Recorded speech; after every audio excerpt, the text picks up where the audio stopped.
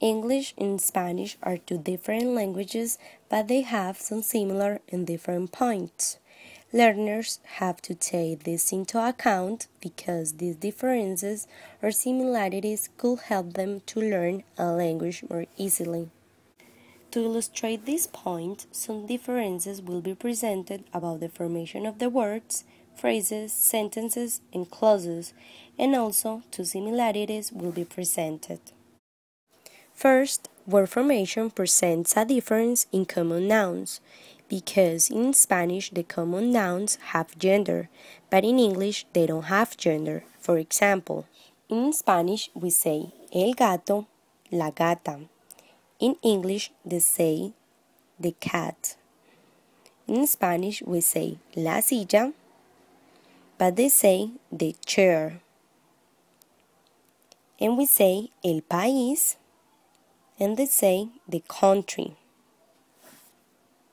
Another difference in the word formation is the use of the verb to be. If the Spanish speaker translates this verb to Spanish, he realizes that this verb changes because in Spanish it is three different words. For example, the English speaker uses the verb to be to say, she is 20 years old, my sister is in the school, and she is a doctor. Translating these three verbs to Spanish, we have to use three different verbs: tener, estar, y ser. For example, ella tiene 20 años. Mi hermana está en la escuela. Ella es una doctora. Second, the formation of phrases. In Spanish and in English also present some differences in the feminine and masculine of the articles. For example, in Spanish we say un gato negro, una gata negra, but in English we say a black cat. The article un is masculine and the article una is feminine, but in English the article a and an are used for both genders. Another difference in the formation of the phrases is the use of the premodifiers. One of the premodifiers in English is an adjective. It goes before the noun. For example, the beautiful lady. Beautiful is a premodifier of lady. But in Spanish, this phrase can be expressed two different ways: la linda chica or la chica linda. That depends on the emphasis that the speaker wants to do. Third, the formation of the sentences. In Spanish, we can say a sentence in a word. For example, voy, vaya, estudiando. But in English, they can only say a sentence with a word in imperative. For example, go, come.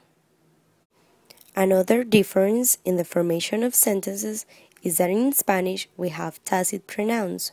For example, el siglo pasado no usaban carros en Colombia.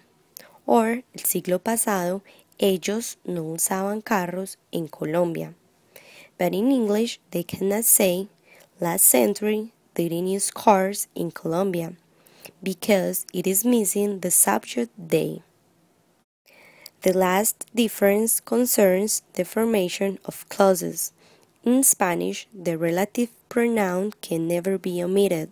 For example, the relative pronoun que cannot be omitted in the following sentence. El muchacho que vimos en la playa está aquí. But in English, the relative pronoun that is often omitted. For example, the guy we saw downstairs is here. The guy that we saw downstairs is here. Another difference in the formation of clauses is the use of the relative pronouns. The use of who in Spanish is not translated as quién. For example, I don't know the neighbors who live downstairs. No conozco los vecinos que viven abajo. The last point is about the similarities between English and Spanish grammar. One of them is about the word formation.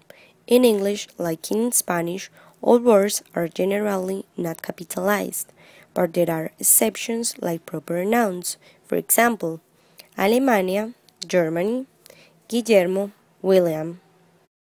Another similarity is about how we make questions. For example, respuesta única, ¿tú quieres café? In English, do you want coffee? Opción múltiple, ¿quieres café o chocolate? In English, what do you want, coffee or chocolate? And the last one, información, ¿dónde está mi cuaderno? In English, where's my book? English and Spanish are two different languages that have differences and similarities. The learners of both languages can use those aspects to contrast them in order to learn a foreign language more easily.